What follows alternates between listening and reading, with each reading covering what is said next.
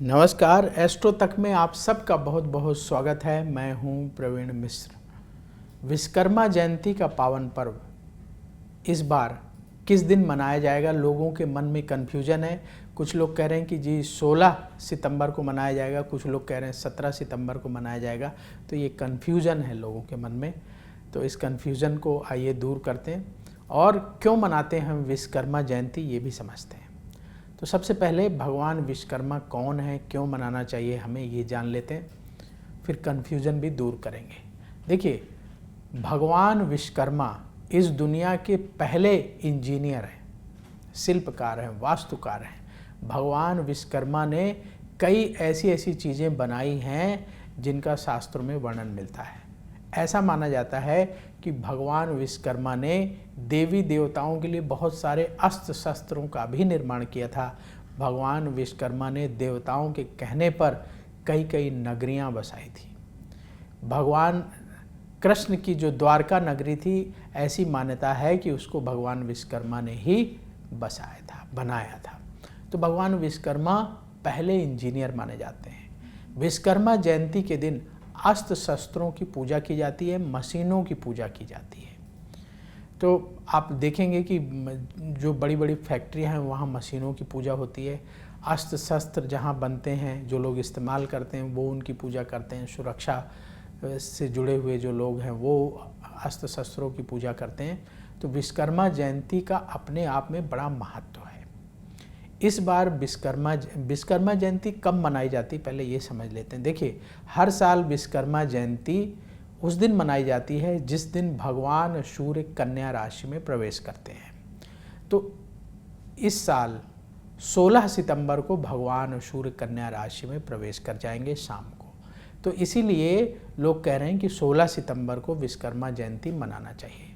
17 सितंबर को जो है अनंत चतुर्दशी है और उस दिन पूर्णिमा का श्राद्ध भी है, इसलिए जो लोग हैं 16 सितंबर को मना रहे हैं। लेकिन कुछ जगहों में जैसे कि क्या होता है कि शाम के समय भगवान सूर्य कन्या राशि में जा रहे हैं, तो लोग उदया तिथि के अनुसार पर्व मनाते हैं। तो कुछ जगहों में 17 सितंबर को भी ये विश्वकर्मा जयंती मनाई जाएगी।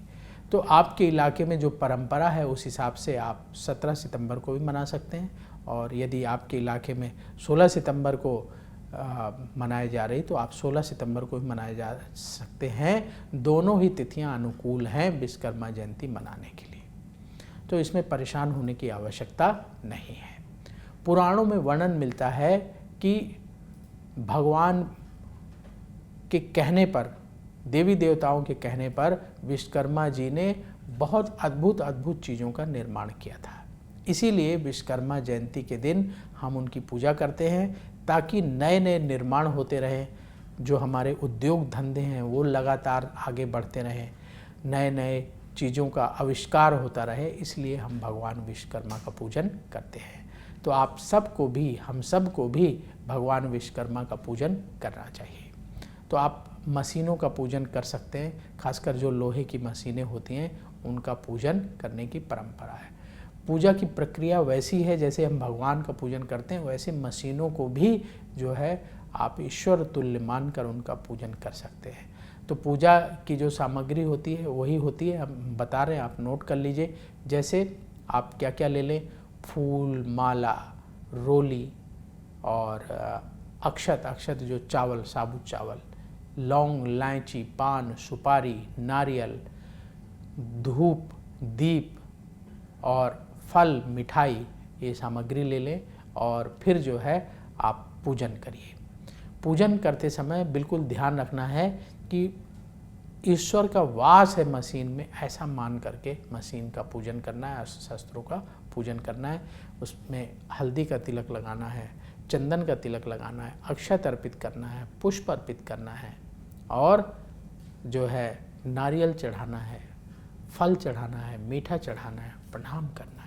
इस तरीके से आप पूजन करेंगे तो आप देखेंगे कि आपके जो मशीनरी हैं वो लंबे समय तक चलेंगी, उनमें गड़बड़ी खराबी नहीं आएगी। क्योंकि हमारा हिंदू धर्म हर चीज़ को ईश्वर से जोड़कर देखता है। पेड़ पौधों में ईश्वर मानता है, हमारे यहाँ वनस्पति को भी देवता माना गया है। हर चीज़ में हम, नदियों को भी हम देवी मानते हैं, तो हर चीज़ में हम जो है देवी देवताओं को मान करके उनका पूजन करते हैं। तो विश्वकर्मा जयंती के दिन हम जो है मशीनों की, अस्त्र शस्त्रों की पूजा करते हैं। तो आप भी अवश्य विश्वकर्मा जयंती मनाइए और आप अपने घर में, दुकान में, ऑफिस में जहाँ मशीनों का प्रयोग हो रहा है, मशीनों की पूजा अवश्य करिए। तो आप सबको विश्वकर्मा जयंती के पावन पर्व की बहुत बहुत शुभकामनाएं। देखते रहिए एस्ट्रो तक। नमस्कार। एस्ट्रो तक ऐप पर आपको मिलेगा भविष्य से जुड़े हर सवाल का जवाब। डाउनलोड कीजिए एस्ट्रो तक ऐप और चुटकी में जुड़िए इंडिया के बेस्ट एस्ट्रोलॉजर से।